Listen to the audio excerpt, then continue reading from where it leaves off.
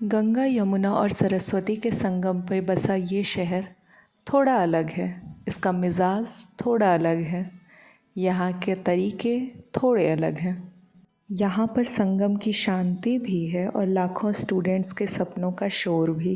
इस प्रयागराज नगरी की तुलना अकबर ने तो अल्लाह के शहर से कर दी थी और इसका नाम इलाहाबाद रख दिया था। एक ज़माने में राजनीति का गढ़ रहा है ये शहर और यूपीएससी और पीसीएस की तैयारी करने वालों के लिए वन स्टॉप डेस्टिनेशन। लाखों कहानियाँ हैं इस शहर की, कई वीर गाथाएँ भी हैं और यही सब सुन के मैं पहुँच गई सपनों की इस नगरी में। सुना है शहर में जो भी सपने लेके आता है कुछ बन के ही वापस जाता है, लेकिन मेरे लिए तो बिस्तर से उठना अपने आप में ही एक जंग था। प्रयागराज में मेरा पहला दिन कुछ अनमना सा था। बताया था ना, इस शहर का मिजाज थोड़ा अलग है। ये शहर धीरे धीरे अपनाता है, इसलिए इस शहर में रहने के कुछ नियम और कायदे हैं जो मुझे नहीं पता थे, पर धीरे धीरे सीख गई। सोचा इस वीडियो के माध्यम से आपको भी साझा कर दूं कि इस शहर में रहने के क्या क्या नए तरीके और कुछ विशेष कानून हैं।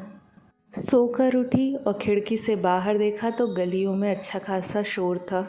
शायद इस शहर में सब भाग रहे थे। कोई यूनिवर्सिटी की ओर भाग रहा था, कोई कोचिंग इंस्टीट्यूट की ओर और कोई बस यूं ही भाग रहा था। इस शहर में सुबह की शुरुआत न्यूज़पेपर और टिफ़िन के साथ होती है। न्यूज़पेपर और अपना टिफ़िन उठा के वापस कमरे की ओर आ ही रही थी कि मेरी रूममेट ने मुझे सिखाया कि अगर चप्पलों को कमरे से बाहर रखा जाए तो कमरे लंबे समय तक साफ़ रहते हैं। यहाँ पर दाने दाने के साथ टिफ़िन पर भी खाने वाले का नाम लिखा होता है। टिफ़िन लेकर बैठी ही थी और सोच रही थी इसे खाया जाए या नहीं, क्योंकि इच्छा नहीं हो रही थी। तभी कमरे के कोने पे मेरी नज़र पड़ी। घर से आए हुए डब्बे रखे हुए थे। एक डब्बे में तो लड्डू था, दूसरे में पता नहीं। खोलने पे पता चला कि अमावट, जिसे आम पापड़ भी कहते हैं, वो था। ये देखने में तो खूबसूरत नहीं लगता है, पर मुझे खाने में बहुत अच्छा लगता है। शायद इसीलिए पैक करके भेज दिया गया है। यहाँ पर बिस्तर सिर्फ सोने के ही काम नहीं आते हैं, साथ में सामान रखने के भी काम आते हैं। नाश्ता करने का मन नहीं हुआ तो मैं रसोई की ओर चल पड़ी। सामान काफ़ी बिखरा हुआ था, फिर भी वहाँ पे पार्टीशन बहुत पक्का था। कौन सा चूल्हा किसका है, कौन सा इंडक्शन किसका है, मुझे भी धीरे धीरे समझा दिया गया कि किस रूममेट का कौन सा सामान है। मैंने कहा अच्छा ठीक है, कोई बात नहीं, आज चाय मैं बना देती हूँ। यहाँ का एक बिना बोले एक अनकहा नियम चलता है, जो भी चाय बनाने जाएगा चाय सबके लिए बनाएगा। जिसका भी सामान यूज़ होगा वो अपने आप खाने में हिस्सेदार हो जाएगा। रसोई के कुछ और भी नियम हैं जो काफ़ी पक्के हैं, भारतीय संविधान से भी ज़्यादा पक्के। जी हाँ, अगर मैंने खाना बनाया है तो उसके बाद मैं आज़ाद हूँ और जिसने खाया है अब वो बर्तनों की सफाई का ज़िम्मेदार है। और बर्तन मांजने में ही सबसे ज़्यादा काम चोरी होती। आखिरी वक्त तक कोशिश की जाती है कि क्या इस्तेमाल कर लिया जाए ताकि हम बर्तन धोने से बच जाएं। जब लास्ट में सारे बर्तन इस्तेमाल हो जाते हैं और लगता है अब काम नहीं चलेगा, तब हमारे महारथी सिंक की ओर चलते हैं। और इसी नियम के तहत आज जब सारे बर्तन जूठे थे तो हमारी चाय बन रही थी कटोरे में। मैं अपने लिए ब्रेड सेक रही थी। पीजी का पहला दिन बड़ा अजीब सा लग रहा था। लाइब्रेरी जाने का मन नहीं कर रहा था। समझ नहीं आ रहा था इस शहर में कैसे रहूँगी। मुझे तो यहाँ पे अच्छा भी नहीं लग रहा है। यही सब सोचते सोचते चाय बन गई मेरी।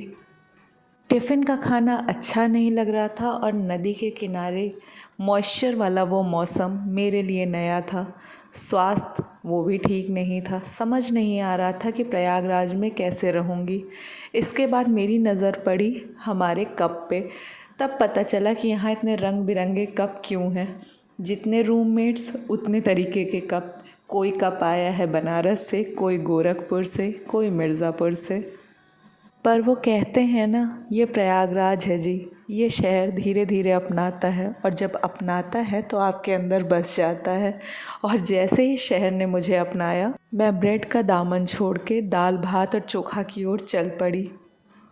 ये minimalistic lifestyle, one pot meal जैसे फैंसी टर्म तो बहुत बाद में आए हैं। इलाहाबाद की गलियों में तो ये न जाने कितने साल पहले डिस्कवर हो चुके हैं।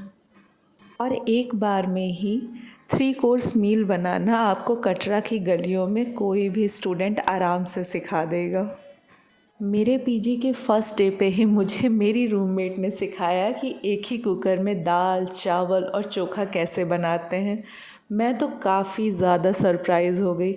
मैंने कहा ये 2 मिनट मैगी में टाइम क्यों वेस्ट करना, जब इसका हेल्दी वर्ज़न हम 5 मिनट में बना सकते हैं। कम से कम बजट में पूरे महीने आराम से निकाल देने की कला सिर्फ प्रयागराज के ही स्टूडेंट्स को आती है। प्रयागराज के हर कोने में कहानियाँ हैं। कहाँ से कहानी सुनाना शुरू करूँ समझ नहीं आ रहा। अगर इतिहास में जाऊँगी तो बहुत पीछे जाना होगा। अगर बीच में मेडिवल हिस्ट्री उठाऊँगी तो हाँ, अकबर का किला याद आएगा, जो गंगा नदी पे आने जाने वाली जहाज़ों पे नज़र रखने के लिए बनाया गया था। थोड़ा आगे बढ़ेंगे तो इलाहाबाद के यूनिवर्सिटीज़ में अनगिनत कहानियाँ मिलेंगी। इंडियन कॉफ़ी हाउस में बैठने वाले रेवोल्यूशनरीज़ की कहानियाँ मिलेंगी।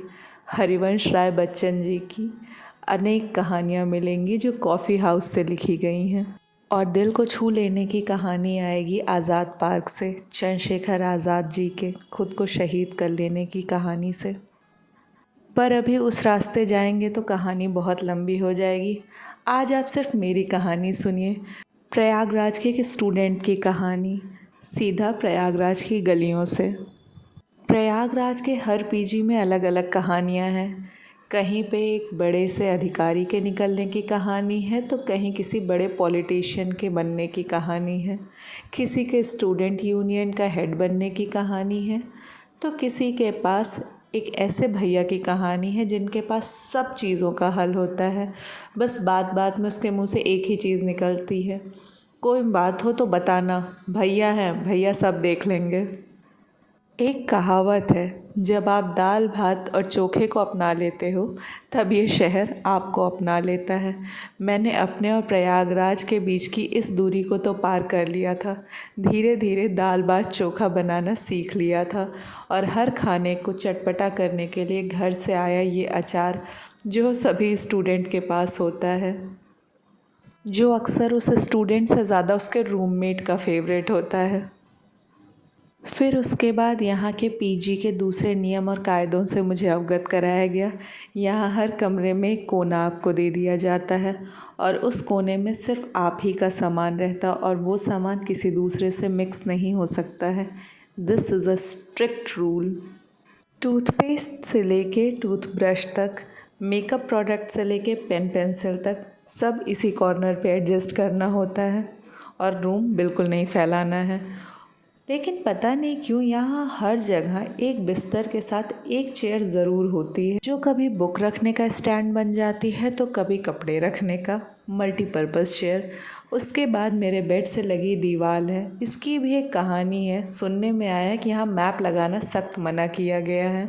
उसके बाद रूम में जब किताबें रखने की कमी होती है तो ये अलमारी प्रयागराज के हर कमरे में आपको मिलेगी। स्टूडेंट्स का गहना है ये अलमारी। ये शहर अलग है, यहाँ वक्त की एक अलग अहमियत है। जब भी कोई सरकारी नौकरी का नोटिफिकेशन आता है, इलाहाबाद की गलियों में उसकी बेचैनी साफ देखी जा सकती है। ये शहर धीरे धीरे अपनाता है।